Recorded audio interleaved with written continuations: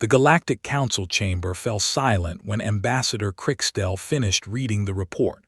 12 different species sat around the curved table, each representing billions of lives across thousands of worlds. None of them spoke. None of them moved. The weight of what they had just heard pressed down on them like a physical force. "You are certain of this?" asked High Counselor Virenine, her 4 eyes blinking in sequence. Her species, the Valorians, were known for their calm nature, but even she could not hide the tremor in her voice. Crixtel, a tall being with blue-gray skin and 3 arms, nodded slowly. "The Science Division has confirmed it 17 times. Earth must be quarantined immediately. This is not a recommendation. This is a necessity for the survival of galactic civilization." On the view screen behind them, a blue and green planet spun slowly in the darkness of space. It looked peaceful, beautiful, even. White clouds swirled across its surface. Oceans glittered in the light of its yellow sun. From this distance, it seemed like any other garden world, the kind of place that usually made explorers excited about the possibilities. It was the most dangerous place in the known universe. "How did we miss this?" demanded Counselor Groth, his massive reptilian body shifting in his seat. His scales rattled with agitation. "We have watched that planet for 3,000 cycles. We saw them develop fire. We saw them build cities. We saw them create machines. How did we not see what they truly are?" Crixtel pulled up a new display. Images of humans appeared. They looked so ordinary. 2 arms, 2 legs, soft bodies with no natural armor. No claws worth mentioning, no fangs, no venom glands, no natural weapons of any kind. By every standard measure, they should have been prey animals. They should have been food for the real predators of their world. "That is exactly the problem," Crixtel said. "We looked at their physical form and saw weakness. We compared them to the apex predators of their planet and found them lacking. We assumed they had risen to intelligence despite their limitations. We were wrong. Terribly, terribly wrong." The display changed to show a graph. Lines representing different species crossed the screen, showing their development over time. Most rose slowly, reaching a certain point before leveling off. The pattern was consistent across thousands of worlds. Species evolved, developed intelligence, created civilization, and then settled into stability. It was the natural order of things. But one line, marked in red, kept climbing. It never stopped. It never slowed down. It cut across the chart like a blade, rising higher and higher with each passing generation. "The humans," Crixtel continued, "are what our scientists now call persistence predators. Their evolution did not give them strength or speed or natural weapons. Instead, it gave them something far more dangerous. It gave them the ability to never stop, never rest, never accept defeat." Counselor Lissawen leaned forward. Her insectoid body clicked softly as she moved. "Explain this to us in more detail. Many species have endurance. The Drakkar can run for days without stopping. The Ventri can survive without food for a full cycle. How are humans different?" "Not like this." Crixtel brought up footage from Earth. It showed a human, one of the primitive ones from thousands of years ago, chasing an animal across a grassland. The animal was faster, much faster. It ran ahead, leaving the human far behind in a cloud of dust. By any reasonable measure, the chase should have been over. But the human did not stop. Hours passed in the footage, compressed into minutes. The animal would run, then rest. Its body needed time to recover. Its muscles needed time to cool. Each time it rested, the human grew closer. The human did not rest. The human did not need to cool down. It just kept coming, steady, relentless, inevitable. The animal ran again, but slower now. Its body was beginning to fail. Its heart was pounding too hard. Its muscles were filling with acid.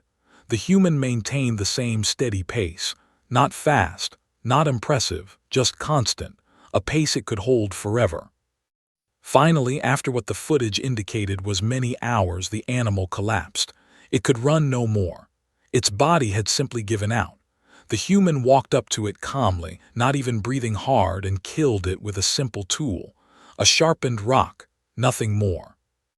This is how they hunted, Crickstell said. They would chase prey until the prey's body simply gave out. They call it persistence hunting. Their bodies can regulate temperature through sweating, allowing them to run for distances that would kill most other species. They can travel over 40 kilometers in a single pursuit, and they do not stop until they win. The council watched in horror. They had never seen anything like it.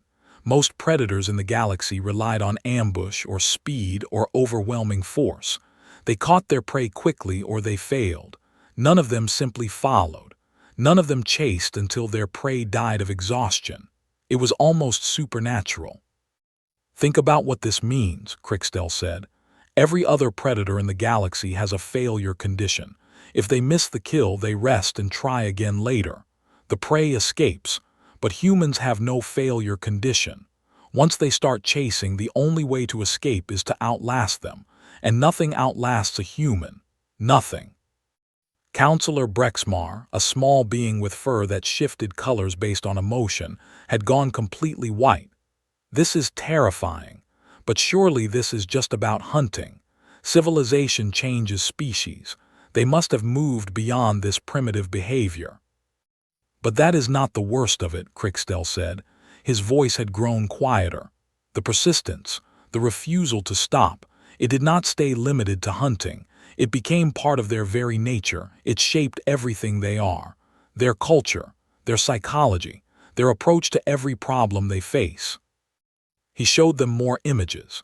Humans climbing mountains in freezing cold, their bodies covered in ice, continuing upward despite injuries that would kill most species. Humans crossing deserts with almost no water, walking until their feet bled and then walking more. Humans fighting wars that lasted years, decades, even generations, never accepting defeat no matter how many times they lost. Then came the images of rebuilding. Cities that had been destroyed by natural disasters, rebuilt within years. Civilizations that had collapsed, rising again. Diseases that should have wiped them out, overcome through sheer determination to survive. Again and again, through every challenge, the same pattern repeated. They do not know how to quit, Crickstell said. It is not in their biology. When they want something, they pursue it until they get it or until they die trying. And sometimes even death does not stop them. They pass their goals to their children, and their children pursue them with the same endless determination. Projects that take generations to complete, vendettas that last centuries, dreams that survive longer than empires. High Counselor Viranine's 4 eyes had gone wide. The implications of this are staggering. Are exactly what you fear, Crickstell confirmed. They have now developed space travel. Primitive, yes. Slow, certainly. Their rockets are barely capable of reaching their own moon, but they are improving it. Every year they make their ships faster. Every year they reach farther into space. Every failure teaches them something new. Every setback makes them more determined. He paused, letting the weight of his next words sink in. And if they discover that other intelligent life exists out there in the darkness between stars, if they learn that the galaxy is full of wonders waiting to be explored, of resources waiting to be claimed, of species waiting to be met. He did not need to finish the sentence. Everyone in the chamber understood. They will come for us, Counselor Groth said. It was not a question. They will come for everything, Crickstell corrected.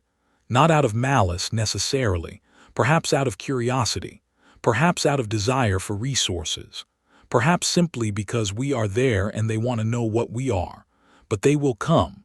And once they start, once they set their sights on the stars and decide that the galaxy belongs to them as much as anyone else, they will not stop, Viranine finished. The chamber fell silent again. Outside the great windows, stars glittered peacefully. Thousands of civilizations existed among those stars. Thousands of species had built their lives under different suns, confident in their safety, believing that the vast distances of space protected them from whatever dangers might exist. Somewhere out there on a small blue planet orbiting an unremarkable yellow star, 8 billion humans were looking up at those same stars, wondering what was out there, planning how to find out, building better rockets, dreaming bigger dreams. And now the galaxy knew the terrible truth. Humans were not just another species developing toward intelligence. They were something far more dangerous.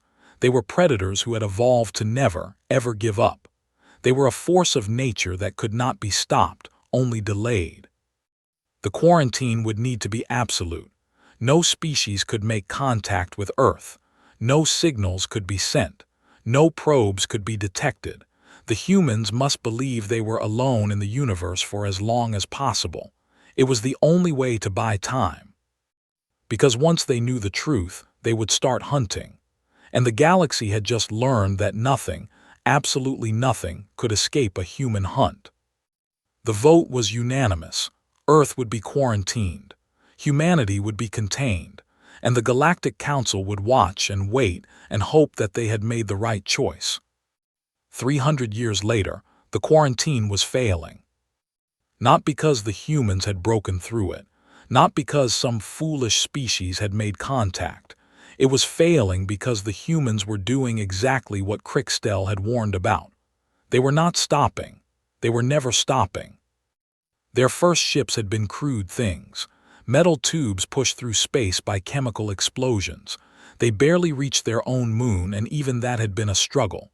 The Galactic Council had watched and relaxed slightly. At that rate, it would take millennia for them to become a real threat. The quarantine would hold. Everything would be fine. But the humans did not stay at that level. They improved, constantly, endlessly. They built better engines. They developed new theories of physics. They found ways to bend the rules that other species had thought were absolute limits. Every time they hit a wall, they went around it or over it or through it. Nothing stopped them for long. They have reached their outer planets, reported Watcher Admiral Tzenka, the military officer in charge of monitoring Earth. His gray scales shifted nervously as he spoke. Their probes have left their solar system. They have sent messages into deep space, hoping someone will answer. Have they detected our surveillance stations? Asked High Counselor Vera9. She was old now, one of the longest-serving members of the Council. She had spent her entire career dealing with the human problem. Every day, she reviewed the reports from Earth. Every day, the news grew more concerning. Not yet, but their detection technology improves every cycle. They have built telescopes that can see planets around distant stars. They have instruments that can detect the smallest variations in light and radiation. It is only a matter of time before they notice something that does not fit their understanding of the universe. The view screen showed the human solar system. Red dots marked human presence. They had spread across their system like a wildfire, building stations and colonies on every viable world and moon. Mining operations dotted the asteroid belt, extracting resources at a pace that staggered the analysts. Research facilities orbited gas giants, studying things that most species would have considered impossible. And always, their ships pushed outward, farther, faster. We should have destroyed them when we had the chance, growled Counselor Brax, a new member representing one of the more aggressive species. His kind, the Tornak, were warriors by nature. They understood threats and how to eliminate them. One well-placed asteroid, one engineered plague, we could have ended this threat before it grew. We debated that option 300 years ago, Vera9 reminded him. Her voice was tired. She had heard this argument many times. It was rejected. We do not destroy developing species. It goes against everything the Council stands for. And now they will destroy us instead. We do not know that will happen. We know exactly what will happen, Brax insisted. His fist slammed against the table, making the younger council members jump. The reports are clear. Every species they encounter, they attempt to understand and categorize. Every resource they find, they claim and exploit. Every challenge they face, they overcome through sheer stubborn refusal to accept defeat. They are predators, perfect predators. and we have allowed them to grow strong while we did nothing. The argument had been ongoing for decades. Some wanted to destroy the humans before it was too late.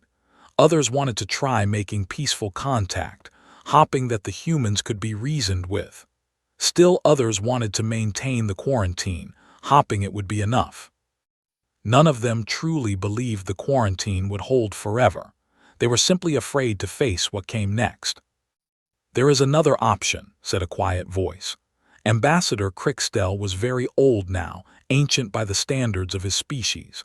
His blue-gray skin had faded almost to white, and one of his 3 arms no longer moved well. He walked with difficulty and needed help standing. But his mind was still sharp. He had been watching humans for 3 centuries, and he had learned things that others had missed. "What option is that?" Virenine asked. "Integration." The word hung in the air like a bomb waiting to explode. Several council members made sounds of disgust or disbelief. Brax actually laughed, a harsh barking sound that echoed off the chamber walls. "You cannot be serious," he said. "Integrate with humans. Allow them into the galactic community. That would be suicide. That would be handing them the keys to everything we have built." "Would it?" Crickstell rose slowly from his seat. The effort was visible, but his voice remained strong. "We have spent 300 years studying them. Yes, they are dangerous. Yes, they are relentless. Yes, they are predators who never stop hunting. But we have focused so much on their threat that we have ignored something equally important." He brought up new images on the view screen. These were different from the ones he had shown centuries ago. They showed humans helping each other after disasters, pulling survivors from rubble with their bare hands, working through exhaustion to save strangers. Humans sacrificing themselves to save others, throwing themselves into danger without hesitation. Humans creating art of stunning beauty, music that made the analysts weep. Humans fighting against injustice, sometimes at great personal cost, refusing to accept cruelty even when it would have been easier to look away. "They are also capable of great compassion," Crickstell said. "Great creativity, great loyalty. The same traits that make them dangerous predators also make them fierce protectors. They do not only hunt, they also defend. When they care about something, when they decide that something is worth protecting, they will fight for it with the same endless determination they use to chase prey." "Pretty words," Brax said, "but actions speak louder. Look at their history, war after war, violence after violence. They cannot even stop fighting each other." "True," Crickstell admitted. "But consider what that means. They fight among themselves because they have had no external enemy, no common cause to unite them. They turn their predator instincts inward because they have no other target. What happens when they discover they are not alone? When they realize there is a galaxy full of wonders to explore, threats to defend against, mysteries to solve? What happens when they find a cause worthy of their determination?" He let the question hang in the air. "You think they would stop fighting each other?" Virenine asked. "I think they would redirect their energy, outward, toward goals that benefit more than just themselves. They are persistence predators, yes, but persistence can be used for more than hunting. It can be used for building, for protecting, for achieving things that no other species would even attempt because they would give up before reaching the goal." The council considered this. It was a radical idea. Instead of trying to contain the humans, try to guide them. Instead of seeing them only as a threat, see them as a potential ally. Instead of hiding from them, welcome them. "The risks are enormous," Virenine said finally. "If you are wrong, we could be dooming the entire galaxy." "The risks of doing nothing are also enormous," Crickstell replied. "The quarantine is failing. Within another century, perhaps 2, they will find us on their own. They will detect our stations. They will intercept our communications. They will figure out that they have been watched and contained like dangerous animals in a cage." His voice grew harder, more urgent. "And when they do, how do you think they will react? If they discover that we have been watching them, hiding from them, treating them like a disease to be contained? If they learn that the galaxy has been conspiring against them for centuries, what do you think perfect predators will do when they realize they have been hunted? That thought sent a chill through the chamber. Humans who felt threatened or deceived could be extraordinarily dangerous. History showed that clearly enough. When backed into corners, they did not surrender. They fought harder. They became more creative. They did terrible things to survive. "Then what do you propose?" Virenine asked. Crixtel smiled, an expression he had learned from watching humans. It felt strange on his face, but it conveyed what he wanted it to convey. "I propose we stop hiding. I propose we introduce ourselves, not as masters or superiors, but as neighbors, fellow travelers in a vast and wondrous universe. I propose we give them what they have always wanted, proof that they are not alone, and in doing so, perhaps we can shape what they become." "You want to make first contact," Brax said flatly. "I want to make first contact," Crixtel confirmed. "Before they make it for us, on our terms, carefully, respectfully, but openly and honestly. The humans value honesty above almost everything else. They can detect deception with remarkable accuracy. If we approach them with lies, they will know, and they will never forgive us." The vote was called. It was close, closer than any vote in the Council's history. Representatives argued for hours. Some predicted disaster. Others spoke of opportunity. The debate raged through the night cycle and into the next day. In the end, the measure passed. By the narrowest of margins, the Galactic Council decided to end the quarantine, to reveal themselves to humanity, to take the greatest gamble in galactic history. The message was prepared. The ship was chosen. Ambassador Crixtel, despite his age, insisted on going himself. He had started this. He would see it through.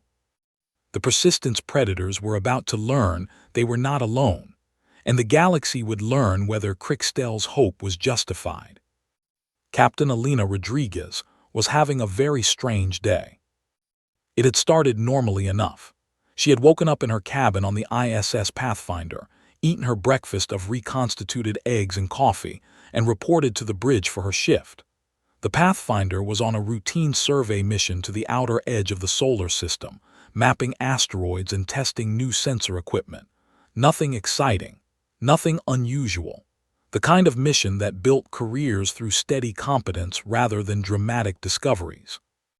Then the sensors had detected something impossible. "Captain, you need to see this," Lieutenant Wang said. His voice was calm, but Alina had worked with him long enough to hear the tension underneath. Wang was the most unflappable officer she had ever known. If he was worried, something was very wrong. She walked over to his station and looked at his screen. She felt her heart skip a beat, then skip another one. "That can't be right," she said. "I've run the diagnostics 3 times. The sensors are working perfectly. I've checked every system. There's no malfunction, no error. What we're seeing is really there." The object on the screen was clearly artificial. It was a ship, a massive ship, larger than anything humanity had ever built, hanging in space about 50,000 kilometers from the Pathfinder. It had appeared out of nowhere. One moment the space had been empty, and the next moment it was there, as if it had simply decided to exist. The ship was beautiful in an alien way. Its lines were smooth and organic, nothing like the angular, practical designs of human spacecraft. It seemed to flow from one section to another, as if it had been grown rather than built. Lights pulsed along its surface in patterns that seemed almost like breathing. "How long has it been there?" Alina asked. Her voice was steady. She was proud of that. "About 4 minutes. It hasn't moved. It hasn't done anything. It's just sitting there, waiting." Alina's mind raced through the possibilities. A secret project from another nation. No, that was impossible. Humanity didn't have technology like this. Nothing even close. A natural phenomenon misidentified by the sensors. No, the readings were too clear. The object was definitely artificial, definitely designed, definitely intentional. That left only one possibility. One impossible, terrifying, wonderful possibility that humanity had dreamed about for centuries. "Open a communication channel," she said. Her voice was steady, but her hands were shaking. "All frequencies, send a greeting. Basic mathematical patterns, then move to language if we get a response." "You think it's—" Lieutenant Wang couldn't finish the sentence, couldn't say the word. "I don't know what it is, but we're going to find out." The message went out. Simple pulses representing prime numbers, the universal language of mathematics, then basic images, shapes, patterns, things that any intelligent species should be able to understand. Then finally, carefully, words in as many human languages as the computer could manage. English, Mandarin, Spanish, Arabic, Hindi, every major language of Earth beamed across the void toward that waiting ship. For several minutes, nothing happened. Alina began to wonder if the object was abandoned, a derelict from some long-dead civilization, drifting through space for millennia before stumbling into human territory. A mystery that would take humanity decades to unravel. Then the reply came. It was a video feed. On the screen appeared a being unlike anything Alina had ever imagined. It was tall, easily over 2 meters, with blue-gray skin that had faded almost to white. It had 3 arms, 2 on one side and 1 on the other, and its face was alien but somehow expressive. Large eyes, dark and deep, looked out from the screen with an intelligence that was unmistakable.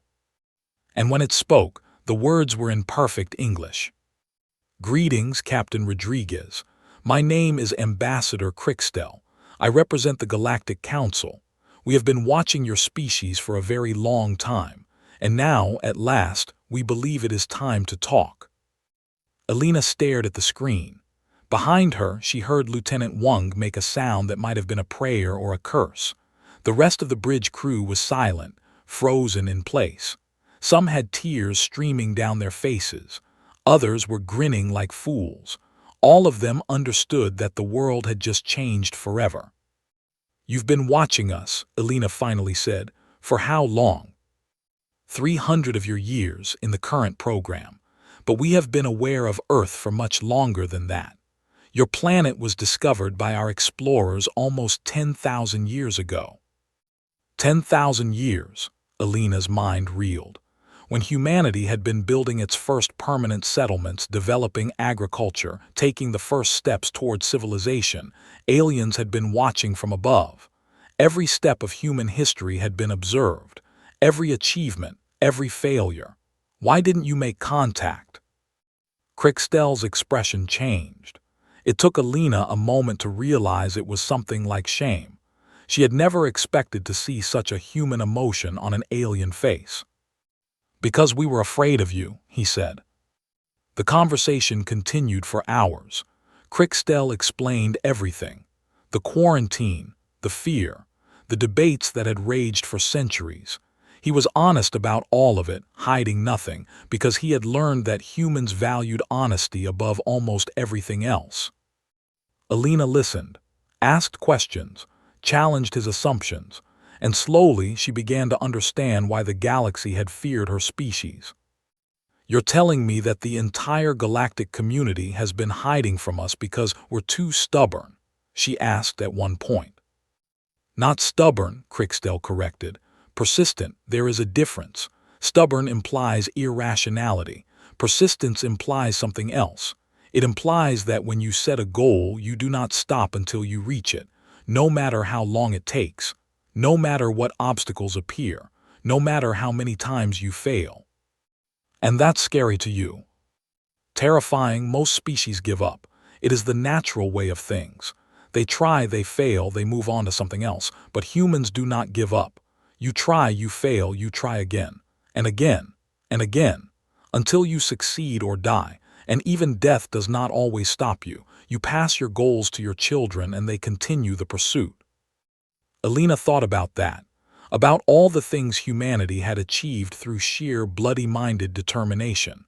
The diseases conquered, the mountains climbed, the wars won against impossible odds, the discoveries made by scientists who refused to accept failure. "You're not wrong," she said finally. We are persistent. When we want something, we go after it with everything we have. But that's not just about taking things. It's also about protecting things, building things, helping people who need help. That is what I argued, Crickstell said. 300 years ago, when the Council decided to quarantine your planet, I was a young ambassador. I voted for the quarantine because I was afraid.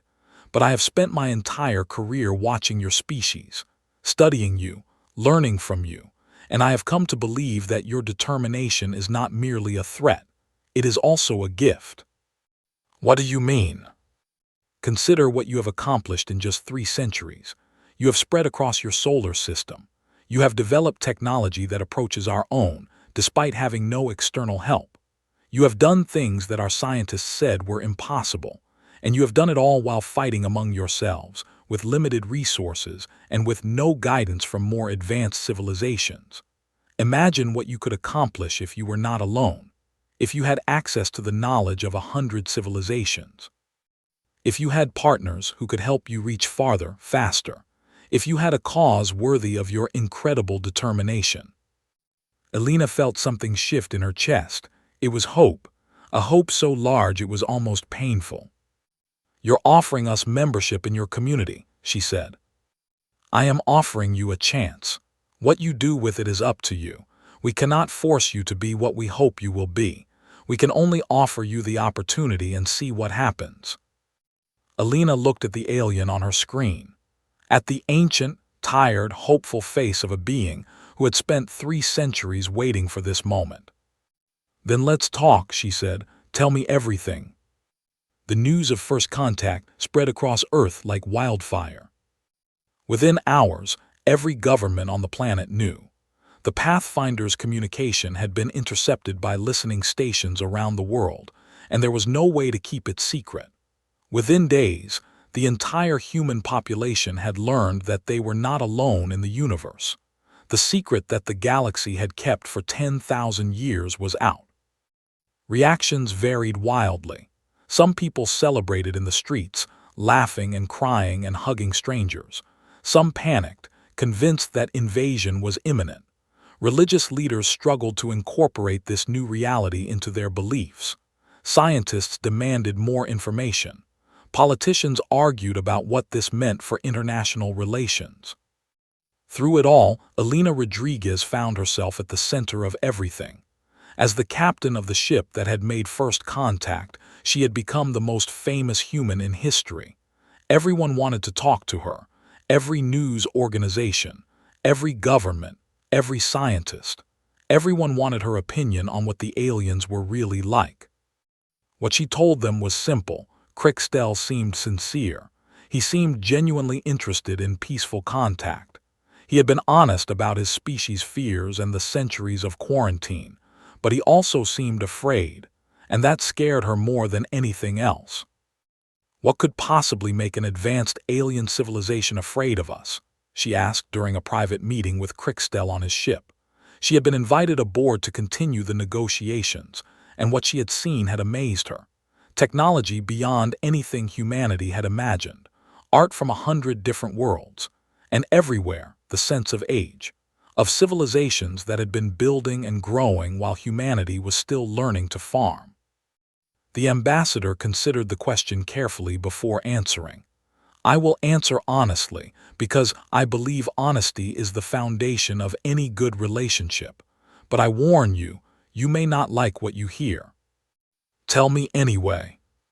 Your species is unique among all the intelligent life we have encountered. You are what we call persistence predators.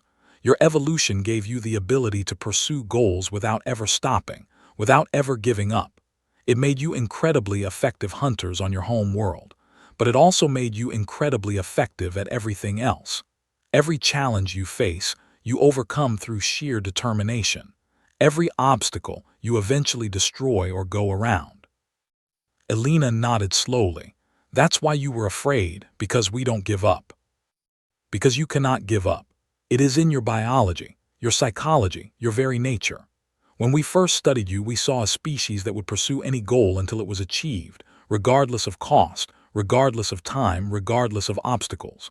We saw a species that had conquered every environment on its home world, a species that had survived ice ages, plagues, natural disasters, and self-inflicted catastrophes.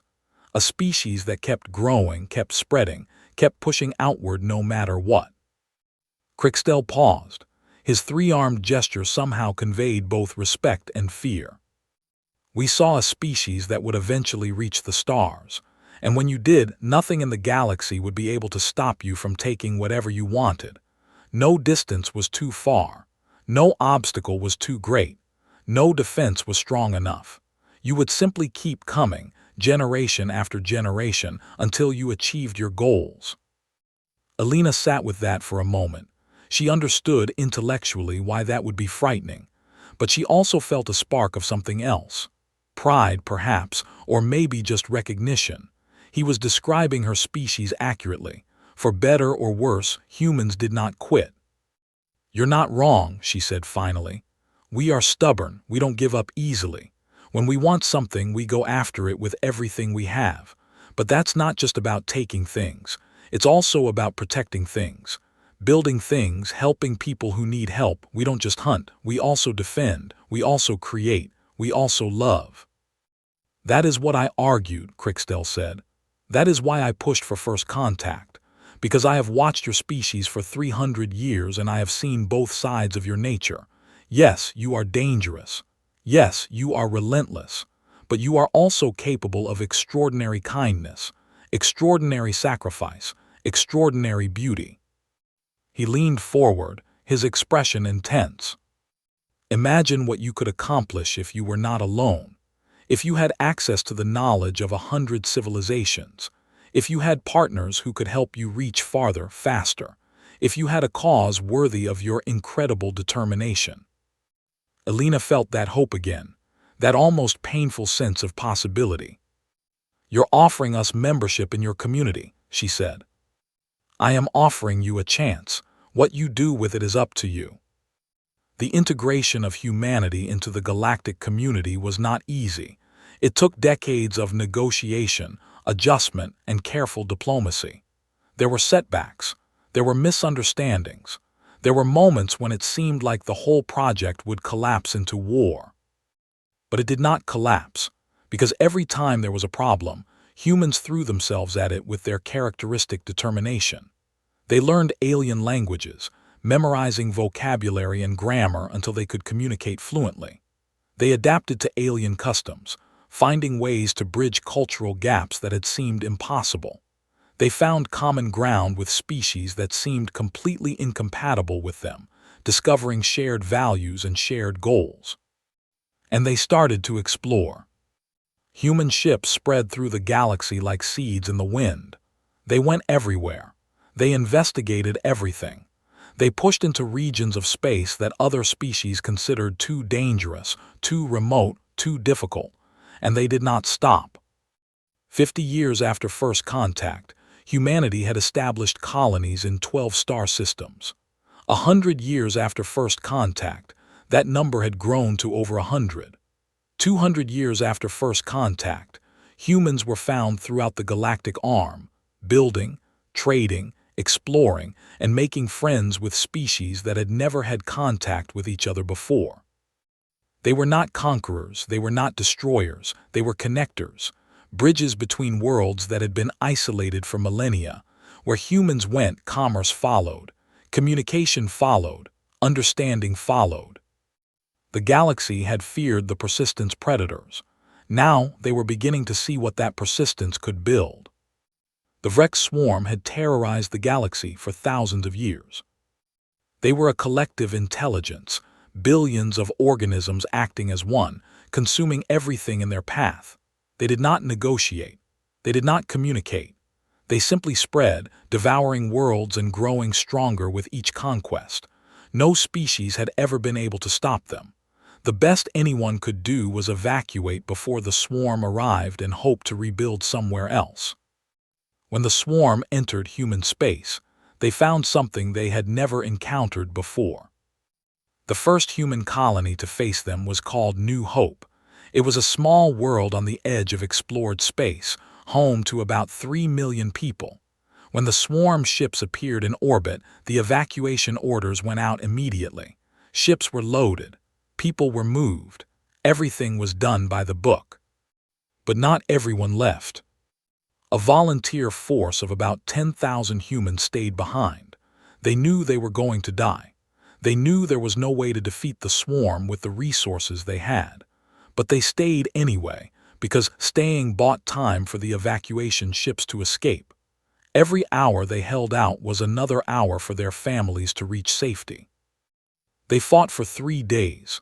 3 days against a force that had conquered empires in hours. They used every weapon they had, every trick they could think of, every ounce of determination in their bodies. And when their weapons ran out, they fought with rocks and bare hands. The swarm won eventually. New Hope fell, but the evacuation was complete. 3 million people reached safety because 10,000 had refused to run. And the galaxy noticed. The war that followed lasted 20 years. It was the bloodiest conflict in galactic history. Entire planets were destroyed. Millions of humans died. Billions of swarm organisms were killed. But the humans did not stop. Every defeat made them angrier. Every loss made them more determined. Every fallen world became a rallying cry for the next battle. Other species joined them, at first reluctantly, then with growing conviction. They had seen humans fight. They had seen humans die. And they had seen humans refuse to give up, no matter how bad things got. That kind of determination was contagious. That kind of courage spread. The war turned. Slowly at first, then faster. The swarm had never faced an enemy that simply would not give up. Its collective intelligence had never processed the concept of persistence at this level. It did not know how to respond to an enemy that kept fighting long after it should have surrendered. In the end, the swarm was broken. Not just defeated, but fundamentally damaged. Its collective intelligence had fractured under the strain. It split into smaller, less dangerous components that eventually died out entirely. The threat that had haunted the galaxy for millennia was gone. When news of the victory spread, the Galactic Council held a special session. Species that had fled from the swarm for generations came to thank their human allies. Former enemies became friends. The galaxy, which had been fragmenting for millennia, began to come together. And at the center of it all stood humanity, not as conquerors, not as masters, but as protectors. As the species that would fight for anyone, help anyone, connect anyone who needed connecting. The persistence predators had found their cause, and they would never stop pursuing it. Ambassador Crickstell died 250 years after first contact, surrounded by friends from a dozen different species. He had lived long past the natural span of his kind, sustained by human medical technology and his own determination to see how things would turn out. He had watched humanity grow from a quarantined planet to a pillar of galactic civilization. He had seen his hopes justified beyond his wildest dreams. His last words, recorded for posterity, were simple. "I was right to be afraid, but I was also right to hope." Admiral Elena Rodriguez, long since retired from active service, sent a message when she heard the news. She was ancient by human standards, her body sustained by the same medical technology that had extended Crickstell's life. Her message was brief. "Thank you for giving us a chance. We will not waste it." She died a month later, peacefully, in her sleep. Her funeral was attended by representatives of every species in the galactic community. They came because she had been the first, the beginning of everything that followed.